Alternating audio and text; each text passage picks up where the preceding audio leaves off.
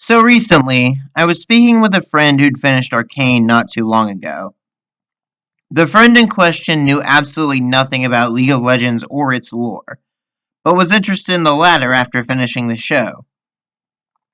During our discussion, as they were browsing through the list of champions, my friend posed me with a rather sudden question. Are Warwick, Twitch, and Rengar related? This question reminded me of an issue that's been sitting in the back of my mind for a while now. An issue I like to call the Vastaya problem. Looking at these champions without any context for their backstories or any knowledge of the lore surrounding them, it seems a reasonable assumption to make. They are all anthropomorphic animals, so surely there must be some link, right? On the contrary, these characters have basically nothing to do with each other, nor are they related to a vast majority of the other animal-like characters in the game. The situation we have before us is rather baffling to me, especially when Riot gave themselves a means of avoiding such confusion, and they still ended up in this scenario. So, let's take a step back and address the Vastaya problem at its roots. League of Legends launched all the way back in 2009, starting its life as a clone of Dota, which was a mod of Warcraft.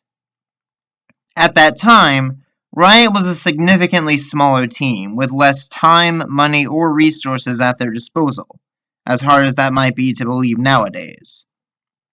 Many of the characters they introduced into the game weren't given nearly the amount of forethought that champions are usually given today, often being little more than character archetypes tossed into the game. Tryndamere was the barbarian, Gangplank was the pirate, Katarina was the sexy assassin, etc. By this same token, Riot would also introduce several generic animal-themed characters into the game. A kitsune, a minotaur, and of course an obligatory Sun Wukong reference, to name a few. We also got a Tiger Man loosely based on the Predator, because if champions weren't based on a generic archetype, they were just references to other iconic characters. Needless to say, none of these animal-based champions had any connection to each other at the time. Ahri was a nine-tailed fox that wanted to be human for some reason, and one day stumbled across a dying mage. The mage's residual magic caused Ahri's wish to come true because magic had less clearly defined rules at the time, but not completely. Ahri kept her ears, whiskers, and tails because reasons. Alistair, meanwhile, was just a minotaur, nothing more to it. Minotaurs were just a race in Runeterra, even though he's the only one we ever saw. Wukong, in keeping with his not at all subtle mythology roots, was born out of a magic rock. And Rengar. Rengar was a tiger cub found and raised by a hunter, which resulted in his body taking on human proportions over time. Because that's how biology works, right? Other animal-themed champions from this era included Nasus and Renekton, who were aliens, Warwick, who was a man transformed by a potion, and Cassiopeia, who was cursed by an ancient relic. There was also Volibear, who was a member of a race of polar bear people called the Ursine. So yeah, as you can see, the animal people were all over the place. And this was one of the things Riot sought to address with the Great Retcon of 2015. One of the first big changes they made was rewriting the entire region of Shurima, and turning Renekton and Nasus into Ascended characters, along with introducing Azir. Now, the Ascended are a whole complicated topic that would take a video of their own to properly explain, but the TLDR is this. They're humans turned into demigods by celestial magic channeled from the sun. The reason they look like animals is because Ascension generally gives you a form that reflects who you are as a person. Renekton was a fierce and brutal warrior, so he became a crocodile with sharp claws, teeth, and hardened scales. Nasus was wise and well-versed in the occult, so he became a jackal. Azir got turned into a golden hawk, or maybe a falcon, to represent his regal status as an emperor. However, ascension doesn't necessarily mean you take on animal-like qualities. There was an old thread on the now sadly defunct discussion forums that mentioned how Sharimans already used animal symbolism to represent certain traits in their culture, which influenced how they look when they ascended. However, if someone from, say, Demacia were to undergo ascension, they might gain a radically different appearance based more in line with how they perceive themselves and their culture. So, we had 3 animal people retconned into being ascended, but they were still seemingly going to be the exception. In 2017, 2 years after Riot had begun the long and still incomplete process of rewriting all champion bios to fit with the new Runeterra, they introduced Xayah and Rakan into the game. Along with them came the term Vastaya. This was effectively a term used for beings that possessed a mix of animal and human-like traits. Think of the Faunus in Ruby or the Beastmen from BNA. The Vastaya were introduced to help streamline the various animal people in League into a single coherent category, with various subcategories introduced for each animal.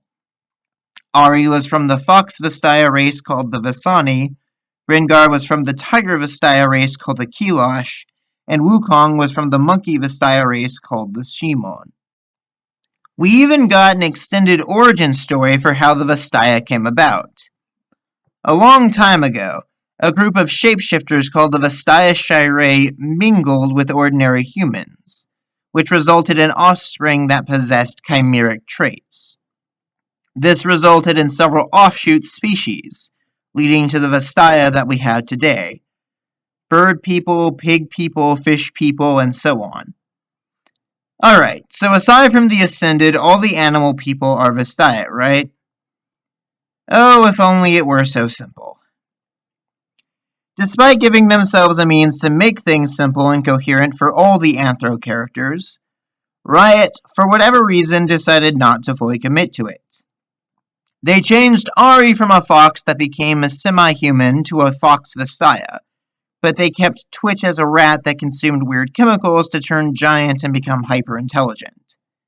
They made Rengar a tiger Vastaya rather than a cub raised by a human, but they kept Warwick as the result of twisted alchemy. Wukong was made into a monkey Vastaya, but they turned Volibear into an elemental spirit god and the Ursine into shamans corrupted by his power.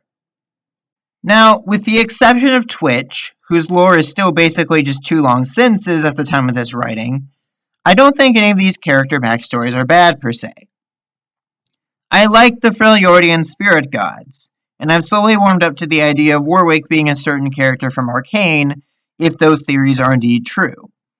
But it still creates an awkward situation where newcomers to the lore have to slowly figure out which animal people are Vastaya and which ones are their own separate things. Nami, fish person. Is she a Vastaya? Thankfully, yes. She's from a race called the Mirai. Lilia, deer person. Is she a Vastaya? Nope. She's a seed that came from a magic dream tree and turned into a fawn centaur with a flower on her head. Rakan and Xayah. Are they Vastaya? Yes. They come from a group of bird Vastaya called the Lotlan. Alistar. Is he a Vastaya? Nope. He is still a Minotaur, a race of bull people that are totally different from the other animal people on Runeterra. For some reason. And that's not even getting into the complicated situation of champions that are technically Vastaya, but not really. Soraka is a Celestial who's just disguising herself as one. Nico is an Uvicat, which is some kind of weird middle ground between modern Vastaya and their shape-shifting ancestors, I guess. And then there's Set, who's half Vastaya, which I guess really just means he's 3/4 human? Are you starting to see the issue here? Riot introduced the concept of Vastaya to help connect all the animal-human hybrid champions in League. And then they only half committed to it by making some of those champs fall into the new category, while others continue to be their own thing. Now, I don't think this is all bad, because I do genuinely enjoy what they've done with the storylines of the Ascended and the Freljordian spirit gods. But if it were up to me, I think a good majority of these champions could have been made into Vastaya while keeping the gist of their current bios the same. Have Warwick be a wolf Vastaya who was captured and experimented on by Singed, rather than a man transformed by alchemy.